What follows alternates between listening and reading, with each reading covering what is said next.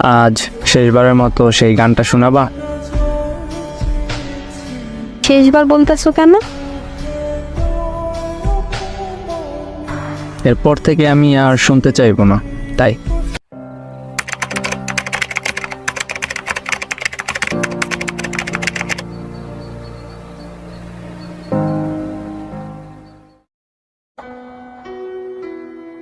চিঠিতে তুমি কি লিখছো? খারাপ কিছু? তেমন কিছু না, সাধারণ কয়টা কথা লিখছি। তাহলে কান্না করবো কেন? তুমি তো একটা পাগল, অল্পতেই কান্না করে দাও, তাই বললাম। আচ্ছা, তুমি কি জানো আমার কখন বেশি মন খারাপ হয়? কখন? তোমার চোখে পানি দেখলে। খারাপ কিছু যে কান্না করব? ঠিক আছে, কান্না করব না। আবির, তোমার কি মন খারাপ? একটা কথা বলবো, শুনবা? আচ্ছা, শুনবো, বলো। আজ শেষবারের মতো সেই গানটা শোনাবা? শেষবার বলতেছো কেন? এরপর থেকে আমি আর শুনতে চাইবো না, তাই। কেন? আরে আজকের পর তুমি প্রতিদিন একটা করে নতুন গান শোনাবা। এক গান কতদিন ভালো লাগে বলো? ও আচ্ছা। হ্যাঁ, মন খারাপ করবা না কখনো। মন খারাপ করব কেন?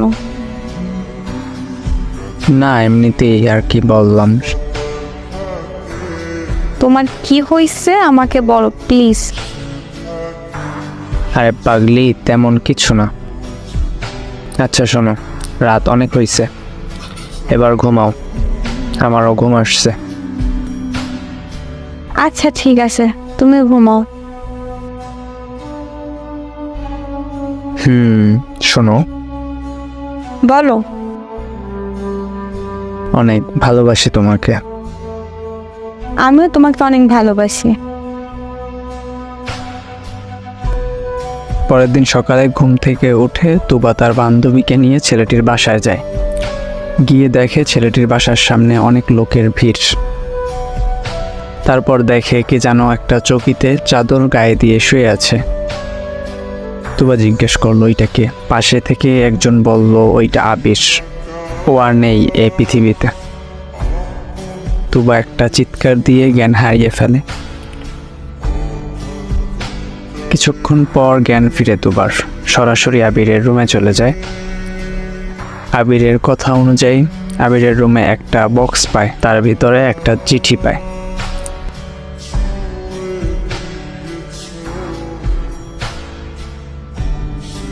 তুবা, আমি জানি তুমি কান্না করছো। তুমি তো জানো তোমার কান্না আমার সবচেয়ে বেশি কষ্ট দেয়।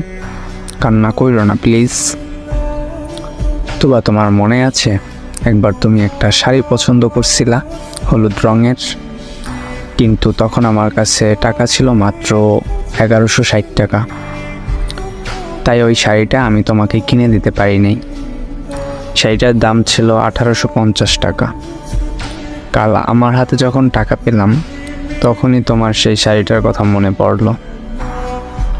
অনেক খোঁজাখুঁজি করার পরে শাড়িটা পেলাম। দেখো বক্সের ভিতর শাড়িটা প্যাকেট করা আছে। শাড়িটা পইরো কিন্তু তুমি। তুমি ভাবতেছো আমি এতগুলো টাকা কই পেয়েছি? আশরাফ খানকে তো চিনোই তুমি, তোমার বাবার পরিচিত উনি।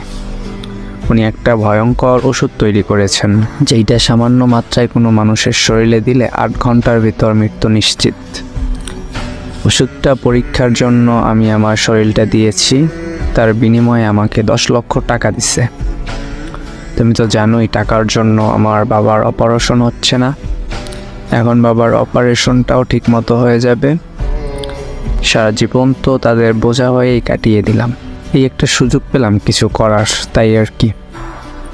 তবু তোমার অনেক কষ্ট হচ্ছে তাই না? জানো তোমাকে নিয়ে স্বপ্ন ছিল সুন্দর একটা সংসার হবে আমাদের। আর দেখো স্বার্থপরের মতো তোমাকে একা রেখে চলে আসলাম। তুমি আমাকে একদম মনে রাখবে না, বুঝলা? আমাকে একদম ভুলে যাবা তুমি। আমি তোমাকে দেখব, ওই দূর আকাশ থেকে। ভালো থেকো আমার ভালোবাসা। তোমার আবির।